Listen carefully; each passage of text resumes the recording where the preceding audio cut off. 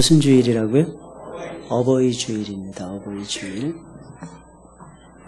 그래서 해마다 우리 중고등부하고 우리 청대하고 우리 친구들이 어버이들을 위해서, 우리 교회 어버이들을 위해서 꽃을 준비를 항상 하고 달아드렸어요. 여전도에서는 뭐 고기라든지 뭐 선물 조그맣게 이렇게 준비를 늘 해서 드렸고, 올해는 꽃을 달아드리지 않고 화분을, 예쁜 화분을 준비해 놓으셨습니다. 이따 가실 때 65세 이상 되시는 분들은 하나씩 꼭 받아가시기 바랍니다.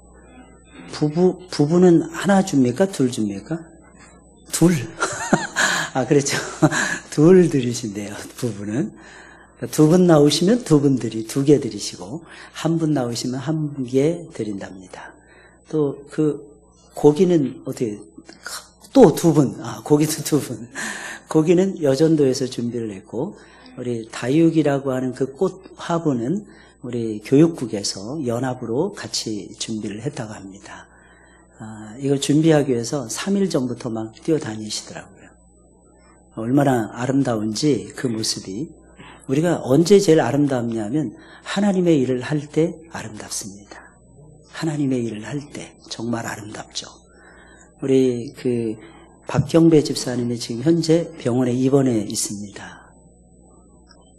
제 기억으로는 3번째 갑자기 경련이 왔는데, 간질을 같이 동반한 경련은 이번이 처음입니다. 근데 처음에 뇌출혈이 왔을 때에 그 부위가, 뇌출혈 왔던 그 부위가 간질 경련을 일으키기 쉬운 부위랍니다.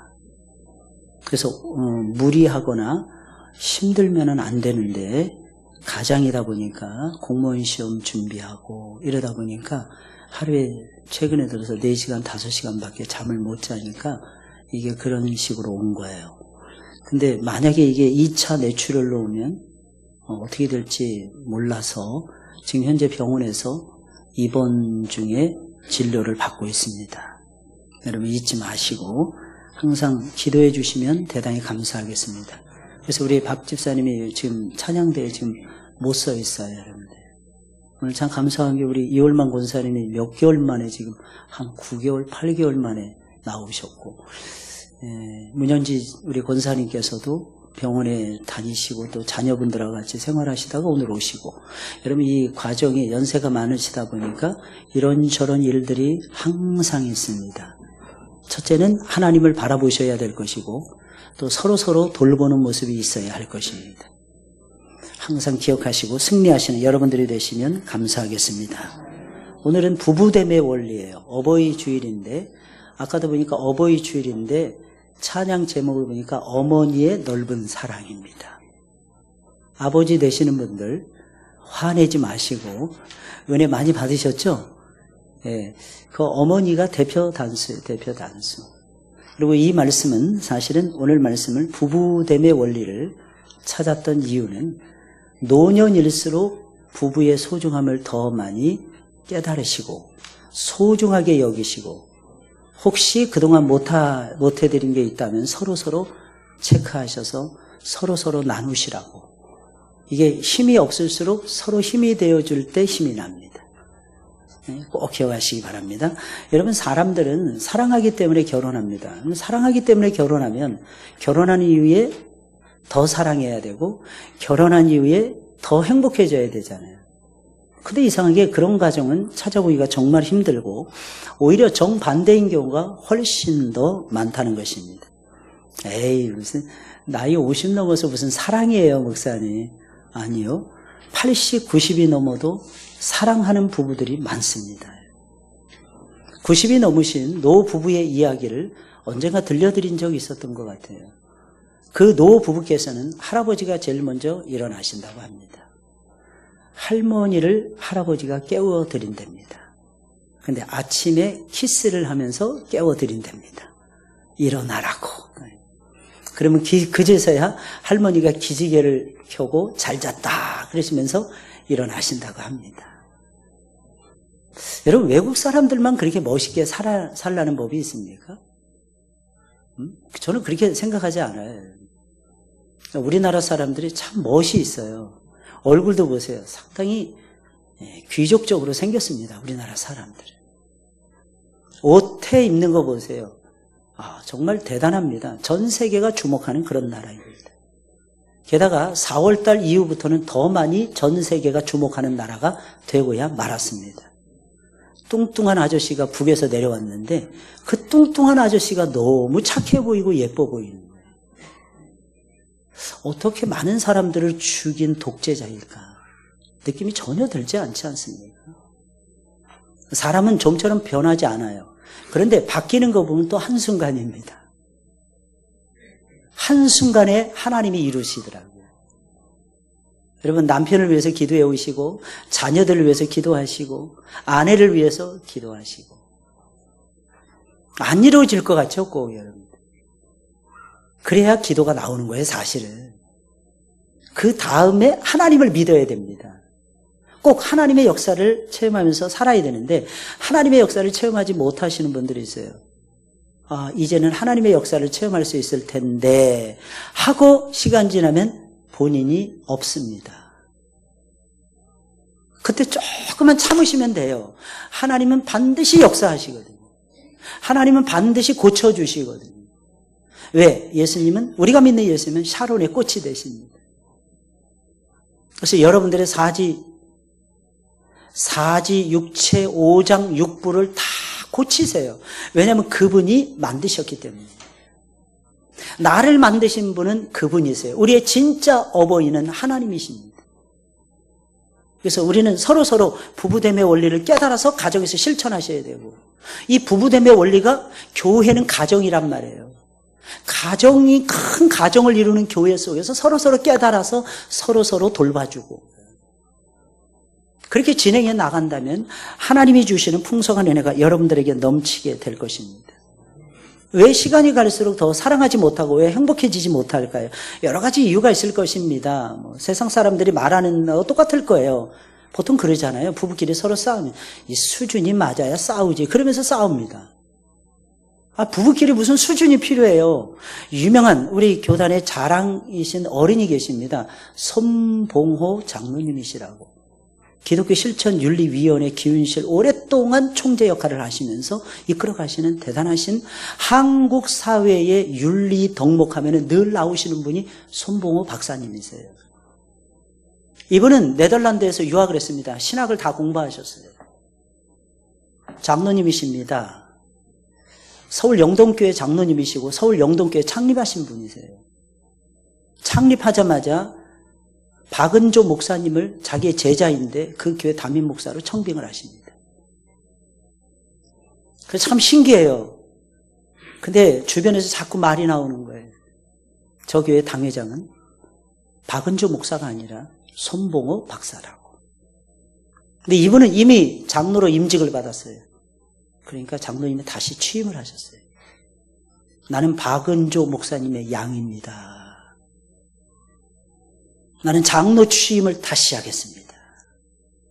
사람들이 나를 교만하게 보는데 예, 맞습니다. 내가 교만합니다.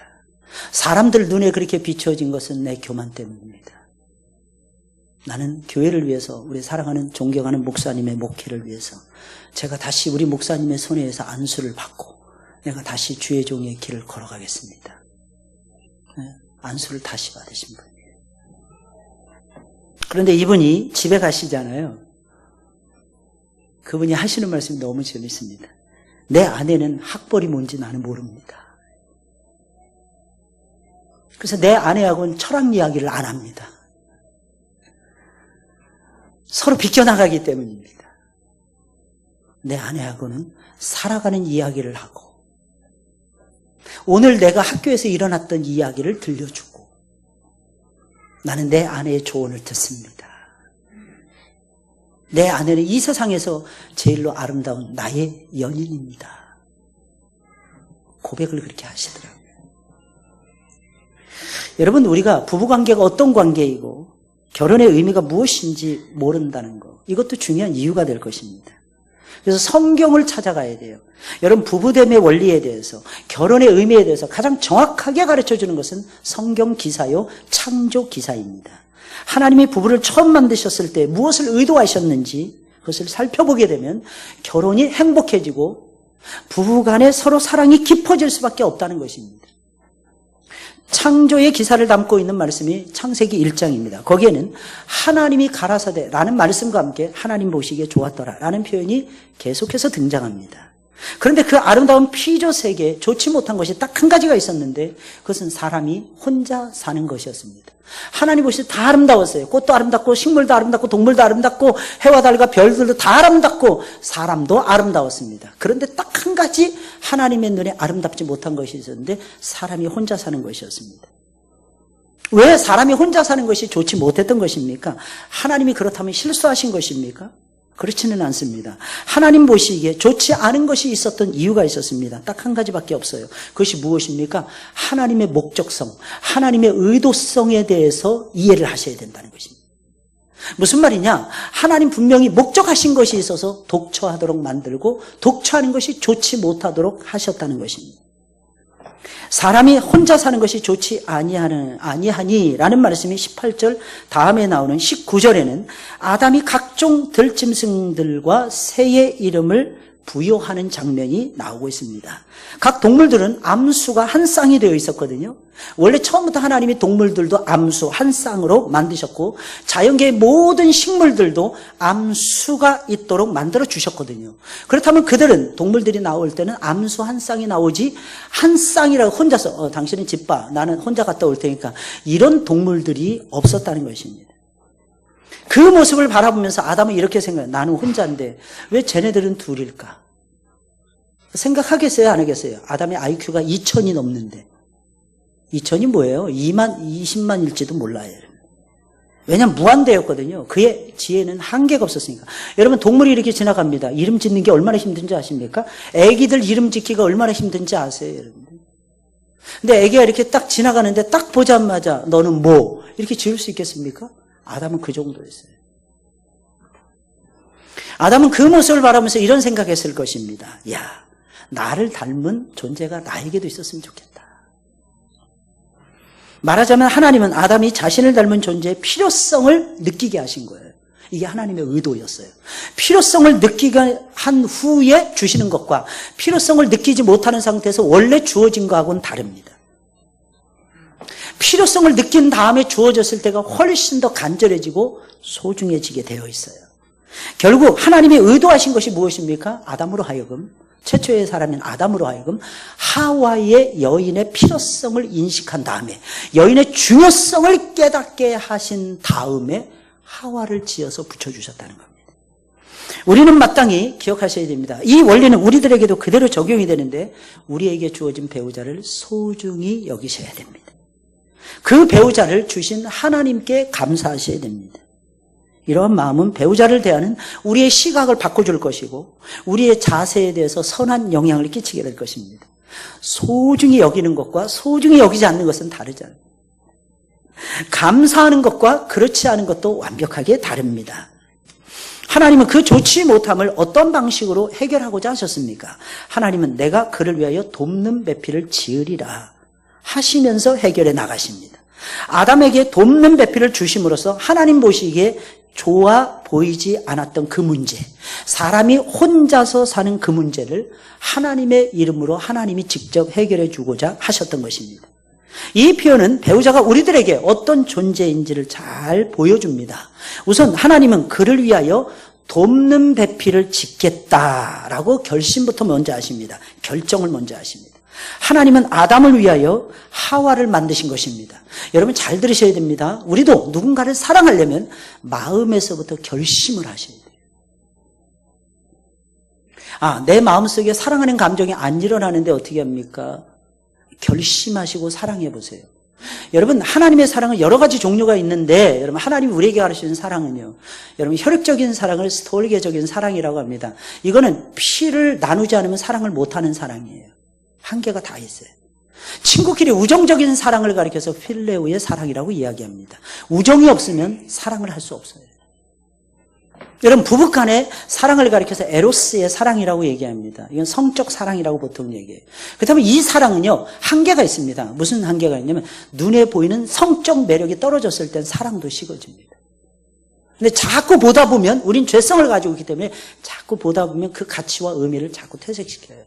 그래서 예수 믿는 하나님의 사람들에게 하나님이 넣어주신 아름다운 사랑의 모습이 있었어요. 여러분, 그 사랑의 모습이 뭔지 아시죠? 조건이 없는 무조건적인 아가페의 사랑이라는 거예요. 여러분, 이 사랑으로 교회에서도 사랑하셔야 돼요. 이 사랑이 얼마나 위대한 사랑인 줄 아십니까? 다른 건 다 조건을 따집니다. 어떤 한계가 다 있습니다. 그런데 하나님 사랑에는 조건이 따르지 않아요. 저는 제 사랑을 가지고는 여러분들을 상대하면서 목회 못할 것 같아요. 그럼 어떻게 하느냐? 저는 하나님에게 사랑을 구하면서 목회합니다. 제가 여러분들의 모든 허물을 다 덮어줄 수는 없습니다. 그건 하나님이 덮어주라고 하기 때문에 덮을 수 있는 거예요. 여러분, 부모도 마찬가지예요. 이 세상에서 제일 어려운 게 뭔지 아십니까? 부모 노릇하는 거예요. 부모 노릇이 쉬운지 아십니까? 내가 피곤하고 힘들어도 내 새끼가 울면은 먹을 거 줘야 되고요. 내 새끼가 힘들면 진 자리 마른 자리 가려줘야 돼요. 그게 부모입니다. 그럼 하나님이 왜 부모를 통해서 그 사랑을 우리에게 보여주셨을까요? 하나님의 사랑이 그렇다는 걸 알려주시는 거예요. 자식은요, 10명이 한 부모를 못 섬깁니다. 그런데 신기한 게 있어요. 한 부모는, 아니 심지어는 혼자 되신 부모라도 10명의 자녀를 키워냅니다. 그건 무엇으로 키워낼까요? 하나님의 사랑입니다. 그냥 아예 DNA 속에 넣어줬어요. 부모의 사랑을 통해서 하나님의 사랑을 깨달으라고 하나님의 사랑의 DNA를 넣어주신 거예요. 그래서 굉장히 이기적으로 사랑합니다. 부모는. 자기 자식만 사랑해요. 부모는. 남의 자식은 눈에도 들어오지도 않아요. 그래서 자기 자식을 위해서 수고하고 애를 쓰게 만듭니다. 하나님도 아담을 사랑하실 때 동일하게 사랑하셨어요. 결심하시고 사랑하셨어요. 내가 그를 위하여 돕는 배필을 주겠다 결심하시고 하와를 만들어 주신 것입니다. 동일한 원리로 하나님은 우리를 위하여 우리의 배우자를 허락해 주신 거예요. 결국 우리의 배우자는 나에게 유익한 사람이며 나를 유익하게 하는 사람인 거예요. 동시에 나도 배우자를 유익하게 하는 사람이 되어야 합니다. 이처럼 남편과 아내는 서로를 유익하게 해주는 존재가 되어야 되는 것입니다.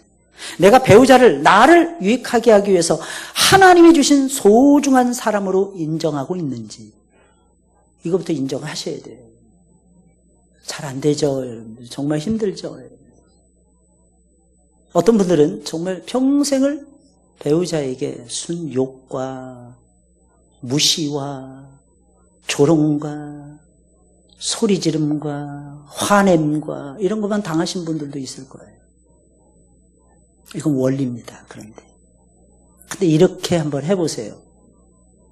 주님의 말씀이니까. 그럼에도 불구하고 신앙이라는 게 그런 거잖아요, 여러분들. 내 마음속에 동의해서 내가 순종하는 경우가 100개 가운데서 몇 개나 됩니까? 한 가지 습관을 들이는데, 좋은 습관을 들이는데 몇 년이 걸립니까, 여러분? 안 좋은 습관을 버리는데 몇십 년이 걸리는지 몰라요. 그럼에도 불구하고 우리 포기하지 않잖아요. 이유가 무엇입니까? 신앙은요, 내 마음을 하나님의 뜻에 맞춰서 바꿔가는 게 신앙이기 때문에 그런 거예요. 그래서 우리 속담에는 이런 말이 있는 거예요. 제가 보기엔 그 속담은 부부간의 관계에서 나온 것 같아요. 미운 놈 떡 하나 더 준다고. 미운 놈 떡 하나 더 준다고. 떡 하나 더 주세요. 남편이 진짜 미워 죽겠습니까? 떡 하나 더 드리세요. 아내가 정말 미워 죽겠습니까? 여러분, 아내를 위해서 떡 하나 더 만들으세요. 사랑은요, 참 미묘합니다.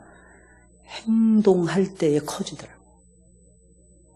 행동할 때에 없었던 사랑까지도 생기더라고요. 날마다 보는 그 사람이 내가 봤을 때는 별 별로 없어 보이는데 남들이 봤을 때는 정말 아름답게 볼 수도 있어요. 남들을 봤을 때는 최고의 남자, 최고의 여자로도 보일 수도 있어요. 근데 나는 내 거라고 생각하는 거야. 내 사람이라고 생각하는 거야. 그러니까 더 요구하는 거예요. 그 더 요구하는 그 기준이 잘못된 거예요. 더 원하는 것을 못 해줬을 때 상대방이 오히려 더 실망하게 되는 거죠. 하와는 분명히 아담에게는 돕는 배필이었어요. 여기서 돕는 배필이라는 뜻을 잘 이해하셔야 됩니다. 남자가 주가 되고 여자가 종이 되는 그런 것이 아닙니다. 여자가 남자보다 열등하다 그런 뜻이 아닙니다. 평생을 남편 위주로만 살아야 된다. 맨날 맞춰줘야만 된다. 그런 뜻도 아닙니다. 오히려 돕는 배필이라는 이 말은 서로 돕는다는 거예요. 두 사람이 서로 만나서 완성을 해주는 존재라는 뜻입니다.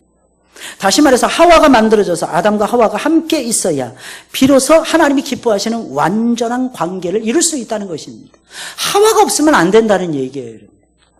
이런 점에서 남자가 결혼을 해서 여자를 만나는 것은 하나님의 뜻인 것입니다.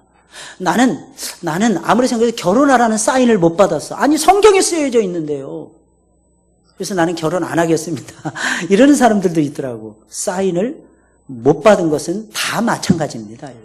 근데 그 사인은 성경이 해주는데 내가 내 임의대로 막 사인을 찾아서 움직이는 거예요. 개역 개정판이나 계열 한글에는 나오진 않지만 NIV 성경이라든지 NASB라고 하는 성경이 있는데 미국에서 주로 사용되는 유명한 성경책들입니다. 여러분 이 성경에는 돕는 배필이라는 말만 나온 게 아니에요. 이게 우리 성경에는 돕는 배필 이렇게 나오는데 그 성경에는 돕는 배필이라는 말만 나온 게 아니에요. 이 돕는 배필이라는 말은 영어로 헬퍼, 돕는 자라는 거예요. 헬퍼라는 뜻입니다. 근데 참 신기한 건 그 뒤에 한 단어가 같이 붙습니다. 무슨 단어가 붙느냐? 슈터블이라고 하는 단어가 붙습니다. 여러분 이 슈터블이라는 단어는 무슨 뜻이냐? 적절한 이런 뜻이에요. 그렇다면 우리는 여기서 저와 여러분들에게 적용해야 됩니다. 가장 적절하고 가장 적합한 배우자를 우리에게 주신 것입니다. 믿으시길 주의 이름으로 축원을 드립니다. 몇 사람밖에 없네. 그거는 하나님의 말씀이고요. 한번 따라서 볼까요? 그건 하나님의 말씀이고요. 내 생각을 점점점 하고 있는 거예요, 지금. 아니에요. 가장 적합한 배우자감이 내 배우자였다는 거예요. 또한 나의 배우자뿐만 아니라 나도 가장 그 사람에게 적합한 사람인 거예요. 그럴 때 많잖아요. 살다 보면 내가 저 사람한테 참 못해준다. 그런 마음 들 때 정말 많으실 거예요. 나만 안 만나고 딴 남자 만났으면 참 행복하게 잘 샀을 텐데. 저는 모자라서 그런지 그런 생각이 신혼 초부터 시작해서 지금까지 30년 가까이 들더라고요. 뭐 해준 게 있어야지 이러니까. 또 남자로 태어났으면 뭐라도 이렇게 이거 한번 입어봐 뭐 이러면서 사줘본 뭐 기억이 없어요. 그럴 때마다 어떤 마음이 드느냐면 나만 안 만났으면 참 괜찮게 편하게 잘 살았을 텐데. 그런 마음이 들 때가 참 많습니다. 근데 성경을 찾아보니까 성경에는 아니라 그래요. 야, 내가 제일 적합해서 내가 붙인 거야. 성경 그러고 있는 거예요. 너 말고 딴 남자 만나? 야, 개고생 너보다도 한 100배는 더 했을 거야, 너만 하면. 저는 그런 마음이 들더라고요. 그래서 그 다음부터는 좀 덜하기 시작했어요. 이 미안한 마음도 도가 지나치면 덕이 안 되는구나. 아예 미안한 마음이 안 드는 경우도 문제가 심각하지만 진짜 너무 지나치게 미안한 마음 드는 것도 안 좋더라고요. 여러분 기억하셔야 됩니다. 우리가 만난 또 우리의 자녀들이 만날 사람들, 내 마음에 드는 내 아들, 내 딸들의 짝을 고르려고 그래요, 부모들이. 그래서 결혼할 때 막 싸우고 막 그러는 거예요. 이 딸이 좋다면 좋아하는 신용은 못 해줄지언정 쪽박은 깨지 말아야죠. 아니 아들이 좋대잖아요. 아들이. 그러면 좀 아들의 인격을 좀 믿어주면 안 됩니까? 야, 딱 보니까 불려오다. 야, 씨, 너 고생 바가지로 했어. 야, 세다 세. 씨. 하필이면 골라도 조선 땅에 여자도 많은데. 그러니 여러분들 이게 사람이 참 희한합니다. 마음을 그렇게 쓰면 그렇게 되더라고요. 야, 참 잘했다. 엄마가 한번 잘 볼게. 야, 참 마음에 든다. 그런데 그래도 살펴봐야지. 이거 하고. 야, 딱 보니까 하나부터 여기까지 하나도 마음에 안 든다. 야, 데려와도 어떻게 저런 재수 땡땡이를 데려왔니? 고생길이 훤하다. 그래, 고생길이 훤하다. 그래가지고 여러분 어떻게 해요? 그러면 딸도 이렇게 생각합니다. 아들도 이렇게 생각해요. 진짠가? 의심의 눈초리로 보는 거야. 야, 내가 이놈하고 살면 될까? 이렇게 생각이 드는 거야. 괜찮다고 찍어줘도 마음속에 불안한데 옆에서 자꾸 딴소리니까 뻑 하면 보따리 싸는 거야. 그러니 무슨 행복이 거기서 나오겠습니까? 여러분 기억하셔야 돼요. 여러분 언제 하나님이 좋아지십니까? 잘 생각해 보세요. 저는요, 하나님을 위해서 뛸 때. 여러분 언제 교회 나와서 예배 드릴 때 제일 행복하십니까? 여러분, 내가 하나님을 위해서 뭔가 지극히 작은 일을 한 주간 동안 했다고 마음을 먹었을 때 정말 행복하지 않습니까? 똑같습니다. 부부간의 원리도 똑같아요. 내가 저 남자를 위해서, 내가 저 여자를 위해서 내가 뭔가를 작은 일이라도 도움을 줬다고 생각했을 때. 그래서 이런 말 하면 안 돼요. 야, 내가 너 만나서 재수 없어졌어 진짜. 이런 말. 야, 내가 너만 안 만났으면 내가 더 잘 살았을 텐데. 이런 말. 막 서로 무시하는 말. 네가 알면 뭘 알아. 야, 묻지 마. 짜증나. 도움도 안 되는 게 말이야. 이런 말. 세상에 어떻게 그런 막말을 할 수 있습니까? 평생 나를 위해서 수고하잖아요. 아빠는 평생 나를 위해서 돈 벌잖아요. 여자는 평생 나를 위해서 한국식으로 설명해 드리는 거예요. 요즘에는 좀 차원이 달라지지만 빨래해주고 밥해주고 여러분 외식 좋아하지 마세요. 외식 자꾸 맨날 하잖아요. 병 생깁니다. 여러분들. 그 집에서 해주는 밥을 먹어야 돼요. 그 사랑이 담긴 밥을 먹으셔야 돼요. 이게 달라요, 여러분들. 근데 그 밥을 해주고 내 건강을 책임지고 내 이목구비를 책임지는 사람에 대해서 함부로 무시해버리면 나를 무시하는 거죠. 내가 그 여자하고 사는데, 내가 그 남자하고 사는데, 뭐 뚱뚱하다, 너는 좀 살이 좀 빼야 돼. 원래 하나님은 우리 각 사람에게 가장 적합한 배우자를 허락해 주셨는데, 우리가 배우자에 대해서 불평하고 원망하잖아요. 원래 그런 배우자에게 어울릴 정도로 내가 하찮다는 뜻이에요. 나와 살면서 아니면 망가졌다는 뜻입니다. 괜찮은 사람이었는데. 더욱 심각한 것은 그 배우자를 나에게 특별히 사랑해서 붙여주신 하나님의 뜻을 거부하고 있는 거예요. 그러므로 우리는 모두 나의 배우자는 하나님이 나에게 주신 가장 적합하고 적절한 사람이라는 것을 믿고 귀하게 여기셔야 됩니다. 믿고 귀하게 여기셔야 돼요. 저는 외국에 있으면 살아봤잖아요. 외국 남자들이요, 한국 여자라 보면 사족을 못 써요. 한국 여자 한번 만나는 게 서양 애들 키 크고 눈 크고 잘생긴 애들이 꿈입니다. 우리는 맨날 했잖아요. 너는 다리도 짧고 날씬하지도 않아. 몸매는 무슨 절구통이야. 여러분들 흔히 쓰는 말을 제가 예를 드는 거예요. 근데요, 그런 절구통인 여자를 외국 남자들은요, 안고 들고 뽀뽀하고 그러고 다녀요. 나는 이 세상에서 저 여자 만나는 게 최고의 행복이라고 이야기합니다. 줄 서 있어요. 그래서 기러기 아빠들이요, 와이프 뺏기는 경우가 그래서 많은 거예요. 서양 애들이 키 크고 눈 크고 잘생긴 이목구비 뚜렷한 서양 애들 있잖아요. 여자애들 보다가 한국 여자들처럼 아기자기 오물조물하게 생긴 여자들을 보니까 미쳐버리는 거야. 신기해요. 한 번은 목사님들끼리 이렇게 모여서 이야기를 나눴어요. 제가 처음 이민 갔을 때입니다. 이 세상에서 제일 못난 여자들이 누구일까? 결국은 한국 여자로 압축이 됐습니다. 갑자기 그 얘기를 하게 됐어요. 어떻게 하다가. 그래서 제가 왜 그러시냐 그랬더니 전부 다 하는 말이 다 외모였어요. 눈이 제일 작은 여자가 한국 여자랍니다. 코가 제일 낮은 여자가 한국 여자랍니다. 얼굴은 대따 큰 여자들이 한국 여자랍니다. 다리 진짜 안 보일 정도로 짧은 여자들이 한국 여자랍니다. 근데 진짜 서양 애들 보세요. 여러분 같이 살면요, 와 정말 날씬 그냥 다리가 쭉쭉 빠져 있어요. 근데 여러분, 그런 서양 여자애들을 서양 남자애들은 별로 중요하게 여기지 않고 오히려 한국 여자의 그 매력에 빠져서 어떻게 해서라도 한국 아줌마하고 만나보려고. 진짜예요, 여러분들. 그리고 제가 살던 뉴질랜드의 오클랜드라는 곳에는 협회가 하나가 조성이 됐습니다.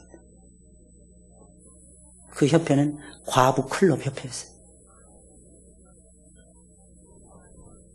그래서 저희 교회 남자 집사님들이 저희 교회를 다녀가면 저한테 90도로 인사했습니다. 목사님 감사합니다. 아, 왜요? 그랬더니 우리 마누라 지켜주셔서 감사합니다. 아니 내가 뭘 지켰어요? 그랬더니 저는 그때까지 그 과부 클럽이 있는지도 몰랐으니까 그게 무슨 말이에요? 그랬더니 애들 일찍 자거든요. 8시 9시면 다 잡니다. 밤에 몰래 빠져나가서 오클랜드 도시에 K로드라고 있어요. K로드. 코리아로드 아닙니다. K로드가 있어요. 그 K로드에 클럽이 쫙 있는데 거기서 가장 인기 있는 여자들이 한국 젊은 아줌마들이랍니다. 매력 있고 잘 예쁘고 옷 잘 입고 센스 있고 그러니까 막 그냥 전 세계 남자들이 다 좋아한다. 밤새도록 춤추고 놀다가 새벽에 들어와서 애들 밥 해주고 애들 학교 보냅니다. 9 to 3거든요. 9시까지 등교시키고 3시 돼야 애들이 오거든요. 그 시간에 밤잠을 그 시간에 주무신답니다. 근데 저희 교회는 월요일만 빼놓고는 주일 다음에 우리 집사님들이 주일날 풀로 저와 같이 똑같이 섬겼거든요. 하루 종일 아침부터 밤늦게까지. 그러니까 지쳐서 월요일날은 그냥 내버려둬도 알아서 자. 딴짓 못해. 화요일날 중보기도회, 수요일날 성경공부, 목요일날 제자훈련, 금요일날 또다시 제자훈련, 그리고 토요일날 SFC 청대학부 제자훈련. 이거 다 픽업해줘야 되고 다 신경 써야 되거든요. 와서 보니까 걱정이 돼서 처음에 딱 날아옵니다. 근데 보니까 맨 교회에서만 사는 거야. 근데 신앙이 없는 남편들은 목사를 좋아하나 하고 따라옵니다. 할렐루야. 저는 따라오게 만들어요. 이게 너무 좋았어. 왜냐하면 와서 예배를 드려야 말씀을 듣고 말씀을 들어야 믿음이 생깁니다. 그래서 나중에 이분들이 집사님 되고 다 그랬습니다. 여러분 기억하셔야 됩니다. 서로 아름다움을 보시라는 뜻에서 드리는 말씀이에요. 잃어버린 다음에 후회한들 소용이 없습니다. 잃어버리지 마시고 잃어버리기 전에 가치를 발견하시라는 얘기예요. 가장 적합한 사람 내 아내예요. 내가 제일 사랑하고 아껴주고 품어줘야 될 사람 내 남편입니다. 사명을 위해서. 그럼 하나님 무엇을 위해서 아담과 하와를 돕는 배필로 지으셨을까요? 무엇을 돕는 것일까요? 이 질문에 대한 대답은 18절부터 23절의 구조를 이해해야 찾을 수 있습니다. 18절에 있는 말씀은 하나님이 아담을 위해서 돕는 배필을 지으시겠다 결심한 것을 비춰주고 있어요. 20절 하반절부터 23절에 기록된 말씀은 실제로 돕는 배필을 지으신 것이 나오고 있습니다. 그렇다면 중간에 여러분들 19절과 20절 상반절은 필요 없는 구절이잖아요. 근데 필요한 구절이었어요. 하나님이 아담을 위해서 하와를 만들기 결심했다. 그리고 실제로 만드셨다. 그러면 끝나잖아요. 그런데 그 중간에 삽입구가 들어가요. 그게 이름을 짓는 일입니다. 이 이름을 짓는다는 얘기가 무슨 뜻이겠습니까? 단순히 장명했다 이런 뜻이 아니에요. 여러분. 하나님은 아담을 만드신 다음에 생육하고 번성하라, 땅에 충만하라, 정복하고 다스리라 말씀하셨어요. 이 말씀을 통해서 아담은 뭐였냐? 다스리는 시간을 가지고 있었던 것입니다. 그렇다면 하와를 만들기 요 삽입구 만들겠다 결심하시고 만들기 그 사이에 요 동물들이 왔을 때 이름을 지으신 요 사명을 성실하게 수행하는 요 사건을 넣어주신 이유가 무엇이겠습니까? 다시 말씀드리면 하와를 만든 거는 요 사명을 잘 감당해내는 아담이 받은 그 사명을 잘 감당해내는데 도와주라고 하나님께서 만들어 주셨다는 것입니다. 쉽게 말씀드리면 이겁니다. 하나님이 아담에게 주신 사명, 다스리는 거죠. 정복하는 거죠. 여러분들 다스리고 계시나요? 여러분들에게 주어진 시간을 다스리고 계시나요? 여러분들에게 주어진 물질을 다스리고 계시나요? 여러분들에게 주어진 은사를 다스리고 계시나요? 여러분들에게 주어진 직분을 다스리고 계시나요? 아니면 맨날 질질 끌려다닙니까? 아니면 맨날 억지로만 일을 하고 계십니까? 주도에 가셨으면 좋겠어요. 이거 아담 혼자서는 주도성이 떨어지니까 하와를 붙여서 주도에 가라고 붙여주셨던 거예요. 그러므로 부부는 하나님이 주신 사명을 위해서 서로를 돕는 존재에만 됩니다. 단지 두 사람만이 서로 사랑하고 행복한 가정을 꾸리라고 두 사람 만나게 하신 것이 아니라는 거예요. 한 남자와 한 여자가 만난 것은 거룩한 일이에요. 목적이 있었어요. 하나님의 신성한 목적이 있었어요. 그것이 무엇입니까? 주어진 사명을 감당해내라고. 그 사명이 뭡니까? 하나님의 말씀으로 돌아가고 하나님을 섬기라는 거예요. 하나님의 하와를 만들어주심으로써 아담과 하와는 부부가 되었습니다. 그들에게 있어서 부부됨의 가장 기본적인 원리는 무엇이었습니까? 24절이에요. 이러므로 남자가 부모를 떠나 그의 아내와 연합하여 둘이 한 몸을 이룰지로다. 아담과 하와에게는 부모가 없었기에, 여러분, 이 말은 아담과 하와에게는 어울리지 않습니다. 부모를 떠날 이유가 전혀 없었으니까요. 부모가 아예 없었으니까, 여러분. 그러면 이건 뭐를 의미합니까? 앞으로 결혼할 아담과 하와의 자손들을 위해서 이 말씀을 미리 주신. 이 말씀에서 핵심이 무엇입니까? 부모를 떠나고 둘입니다. 한 몸을 이루는 거예요. 부모를 떠나 둘이 한 몸을 이루는 거예요. 요즘엔 결혼하는 거 보니까 넷이 결혼하더라고요. 넷이. 둘이 결혼하는데 넷이 결혼해요. 신랑, 신부 측 부모. 이렇게 넷이 결혼합니다. 옛날에는 반대였습니다. 신랑, 신부, 시댁 측 부모. 근데 요즘에는 세련돼가지고 바뀌어졌습니다. 시자 들어가는 시금치도 실은 세대가 돼버리다 보니까 무조건 친정 중심입니다. 그러다 보니까 더 심각한 건 장모와 사위가 갈등하는 일까지 벌어지고 있대요. 그래서 헤어진대요. 야, 너하고는 살아도 니네 엄마하고는 같이 못 살겠다. 이런답니다. 딱 맞는 표현이죠. 어떻게 같이 삽니까? 옆에서 사이드에서 살짝 도와줘야지. 부모가 덩달아서 그래요. 결혼하는데. 야, 헤어져라. 가뜩이나 고민하고 있는 딸한테, 고민하고 있는 아들한테 헤어져라. 얘는 그것도 순종하네. 엄마가 헤어지라면 헤어져야죠. 왜냐면 여기 보면 남자가 부모를 떠나 그랬거든요. 야, 이게 참 신기하지 않습니까? 마마 보이가 많을까요? 마마 걸이 많을까요? 근데 여러분 잘 들으셔야 됩니다. 목사님, 내 아들은 아니에요. 걔가 맞습니다. 걔가 마마보이. 걔가 마마보이가 될 확률이 높아요. 그래서 시간이 지나잖아요. 자꾸 독립시켜줘야 돼요. 애들한테도 결정권을 애들이 할 수 있도록 해줘야 돼요. 자기 스스로 결정할 수 있도록. 왜냐하면 자기 인생이잖아요. 그래야 책임질 거 아니겠습니까? 결혼한다는 얘기는 책임진다는 뜻이에요. 여러분, 부모를 떠나 한 몸이 된다, 이루어야 된다는데 이거 뭘 얘기할까요? 몸만 한 몸이 되는 거 아니에요. 인격적으로 하나가 되는 거예요. 신앙적으로 하나가 되는 거예요. 삶의 목적과 뜻이 하나가 되는 거예요. 사명이 하나가 되는 거예요. 무엇보다 자녀를 양육하는 방법에 있어서 하나가 되는 거예요. 자녀를 양육하는 방법에 있어서 하나가 된다는 게 무슨 뜻인지 아십니까? 두 부부가 신앙의 밸런스가 맞는다는 뜻이에요. 하나님이 원하시는 대로 두 부부가 맡겨드림을 얘기하는 겁니다. 절대로 한 남자와 한 여자의 교육의 가치관은 맞을 수가 없습니다. 근데 둘이 맞을 때가 있어요. 언제일까요? 하나님 안에서. 하나님 안에서만 맞습니다. 두 사람이 합하여 한 몸을 이루기 위해서는 반드시 부모를 떠나야 됩니다.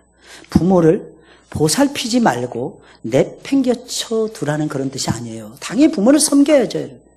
근데 자녀가 지나치게 결혼한 다음에도 부모를 의존한다. 말도 안 돼요, 진짜. 독립해야 됩니다. 결혼해서 가정을 이룹니다. 부부가 함께 생각해야 돼요. 함께 의논하셔야 돼요. 함께 고민하고 함께 결정해야 됩니다. 결혼한 다음에도 엄마 안 됩니다. 물어는 보세요. 음식 만들 때. 엄마 이거 가르쳐주세요. 그거 외우세요. 근데 할 때마다 엄마 불러서 엄마 보고 하게 해서는 안 됩니다. 엄마 이거 어떻게 만들어? 가르쳐줘. 이래야 됩니다. 그래야 독립된 가정을 이룰 수 있다니까요. 계속 의존합니다. 우리 엄마가 그랬는데 당신이 틀렸대. 집에 가서 부부싸움 대판합니다. 뭐 때문에 싸웁니까 여러분들? 그것 때문에 싸우는 거예요. 그 아이를 정말 소중히 여긴다면, 또 요즘에는 아들들이 요리를 그렇게 좋아한대잖아요. 그럼 아들한테 몇 가지 요리 비법을 가르쳐 주시라고. 그래서 가가지고 칼질할 수 있는 아이로 만들래니까 칼을 제대로 썰 수 있는 그런 아들로요. 저는 누가 제일 부럽냐면 물을 이렇게 쫙 넣고 착 썰어가는 사람들. 저 이게 연습 얼마나 했는지 몰라요. 이거 안 되더라고 이게. 정인석 집사님 됩니까? 에이, 그것도 못해서 어떻게 살아 진짜. 영연이 돼? 에이, 기대하지 않았지만 이게 얼마나 힘드냐. 차차차차차 막 썰어. 와, 진짜 멋있는 거예요. 제 친구가 한 번에 이민을 와서 저희 교회 섬긴 적이 있어요. 와, 얘는 겉으로는 우락부락하게 생겼어요. 괴물이야.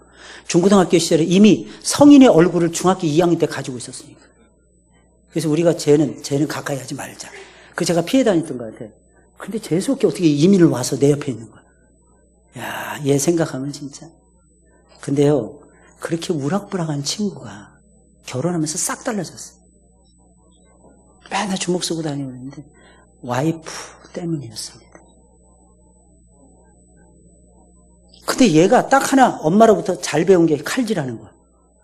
물을 딱 넣고 탁 썰어가는 거야. 순식간에 우리 교회에서 막 환호성 받았잖아요. 집사님들 사이에서. 막 박수 치고 막 그랬어요.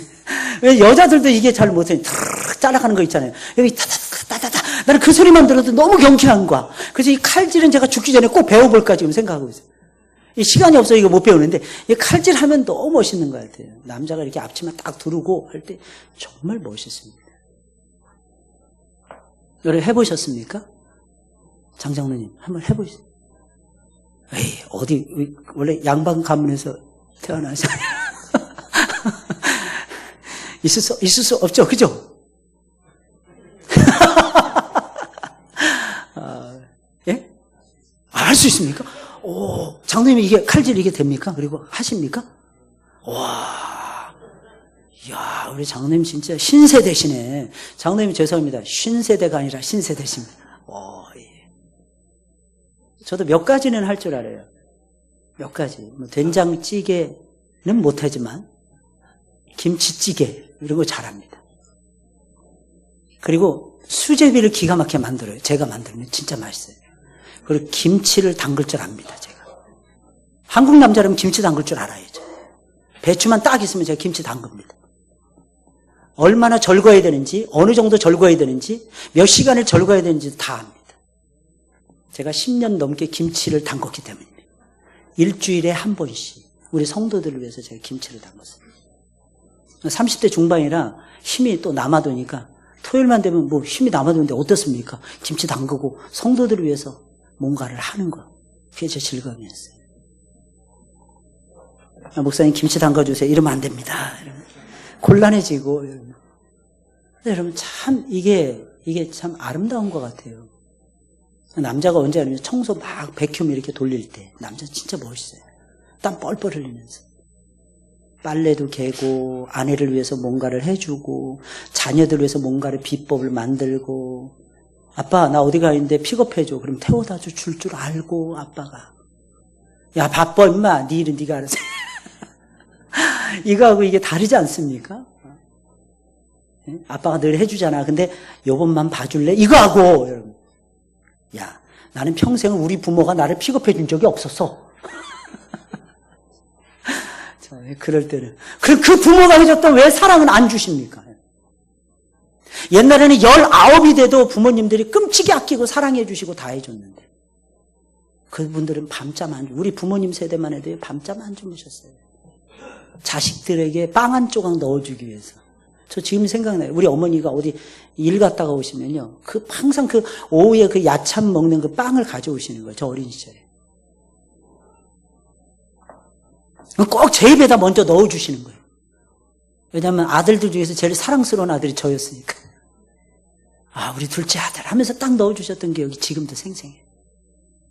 우리 큰형님, 우리 형님한테는 안 넣어주십니다. 왜냐하면 뺀질뺀질하고 맨날 놀러만 다닌다고. 저는 항상 집에 있고 뭘 챙겨드리고 그랬거든요. 지금도 생각이 나요, 여러분. 죄송해요. 그 배고픈 걸 참고 그거 가져오신 거야. 그러면서 하시는 말씀, 나는 빵 싫어한단다. 야, 참. 근데 그걸 또 믿어, 우리는. 참, 미련하게 살아온 거예요, 미련하게. 그러니 부모에게 잘해야 됩니다. 뭐 하나라도 해드리려고 하셔야 됩니다. 내 입에 들어간 것도 빼서 넣어드려야 됩니다. 그래도 모자라, 다 못 갚아요. 근데 부부간에도 이걸 서로 해야 돼요. 그래야 그 배우자가 날 대신해서 하더라고요. 어떤 사람은 혼자 됐는데 장인어른을, 남자가 혼자 됐는데 장인어른을 모시더라고. 며느리가 혼자 됐는데 시부모들을 모시더라고요. 제가 아는 권사님은요, 그 정도가 아니에요. 시할아버지, 시할머니 품으로 쓰러지셨어요. 조금 있으니까 시할아버지, 할머니가요. 시아버지, 시어머니가 또 쓰러지셨어요. 근데 남편이 정상이 아니었어요. 그런데 극진하게 모시는 거예요. 경기도 과천에 사셨어요. 나중에 하다 안 되니까요, 집 팔고 인천으로 내려오셨어요. 근데 늘 그 시어머니까지도 손붙잡고 교회 나오시고, 시어머니가 중풍에 걸려서 걷지를 못했는데 며느리가 얼마나 극진했는지 살아났어요. 살아났어. 그냥 계속 붙잡고 어머니 이걸 놓고 기도하세요. 어머니 일하셔야 돼요. 이 걸레질도 한번 이 손으로 해보세요. 자기가 하기 싫어서 맡기는 게 아니라 어머니를 진짜 살리기 위해서. 근데 결국엔 그 시어머니 소천하셨지만 그 시어머니가 농사를 짓는데 여러분 신기한 역사가 벌어집니다. 고구마가 머리통보다 더 커. 고구마를 뭐 하나 했다 하면 어마어마하게 커지는 거예요. 꼭 며느리 손 붙잡고 가서 텃밭에 가서 일을 하고 주저앉아서 풀맵니다. 엉덩이를 질질 끌면서도. 그런데 신기해요. 하나님이 고쳐주셔서 걸어서 교회에 오셨어요. 못 쓰던 게 살아났어요. 시어머니 하시는 말씀이에요. 제가 신방을 딱 갔더니 그 시어머니 딱 앉아있는 상이 보살상이야. 보살상 알아요? 보살상? 저 어렸을 때 불교 밑에서 살아서 보살 쫙 참선하듯이 쫙 앉아서 목사님 예배 시작하시죠. 딱 보살이 앉아있는 줄 알았어요. 끝나고 났어요. 저기 권사님, 집사님, 그때 집사님. 웬 보살이 앉아 계신 줄 알았습니다. 제가 불교에 미쳐 있었던 사람입니다. 근데 지금 어떻게? 우리 며느리 때문에 예수 믿어요, 내가. 내 죄를 통해서 하나님 살아계심을 제가 발견했어요. 다 죽었다 할지라도 내 며느리의 하나님은 살아계시더라고요.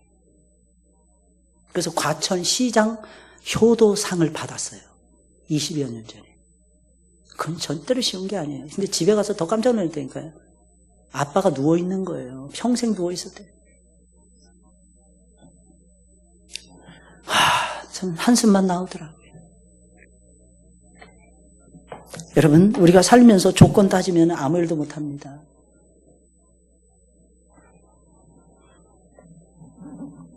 내가 해야 될 도리만 생각을 하세요. 상대방이 나에게 잘해주고 못해주고 이것도 생각하지 마세요. 더 신기한 거, 여러분.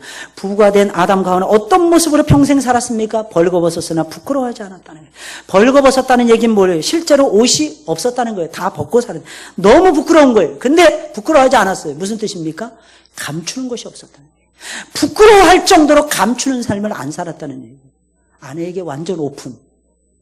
남편에게 완전 오픈된 삶을 이 두 분은 살았다는 것입니다. 부부는 이래야 됩니다. 감추는 것이 없어야 됩니다. 스마트폰 한 번 봤는데 당신 왜 내 거 봐? 말이 됩니까 이게? 뭘 숨겨놨길래 스마트폰 속에다가. 뭘 안 좋은 걸 보시길래 스마트폰 속에서. 서로 당연히 오픈해야죠. 부부인데 한 몸인데. 저는 간혹가다 휴대폰 바꿔가지고 갑니다. 나도 모르는 사이에. 왜냐면 내게 내 거고 집사람께 내 거니까. 그냥 들고 나가도 이상 없어요, 우리는. 어디를 가도. 저 어제 오랜만에 혼자서 부산까지 갔다 왔습니다. 집사람이 갔다 오는 동안에 참 불안했을 것 같은데. 저 한 번도 진짜 염려한 대로 딱 불안이 맞아 떨어져요. 저는 어딜 가나 칠칠맞게 맨날 허당이라서 흘립니다. 어제 딱 2가지 들고 왔어요. 스마트폰하고 우산. 비 올 거 대비해서. 스마트폰은 들고 이제는 익숙해지니까 스마트폰은 놓지 않았어요. 근데 장례식장에서 부랴부랴 나오다가 우산은 두고 와버렸습니다. 그 집사람 하는 말, 아니나 다를까 좀 불안하더니. 여러분 부끄러운 것이 없어야 돼요. 그럼 저는 당연해요. 그러게 말이야. 참, 난 왜 이렇게 허당인지 몰라. 가면서 내일이 잤고요. 오면서도 한 3분의 2는 자다가 왔어요. 그리고 오자마자 이사신방 예배 드리고 집에 오니까 6시 반. 저녁 6시 반. 너무 좋더라고요. 막 신나더라고요. 부산 갔다가 장례식장에 갔다가 또 신방까지 같이 겸하게 됐어요. 제 사랑하는 제자 목사님이 바로 그 인근에서 목회하고 있었더라고요. 부산 고신대 복음병원 옆에. 그래서 2시간 동안 상담해 주다가 왔어요. 이런저런 이야기 하면서. 여러분, 우린 부끄러움이 없어야 됩니다. 하나님이 나를 위해서 가장 적합한 배우자를 주셨다는 것을 믿으셔야 됩니다.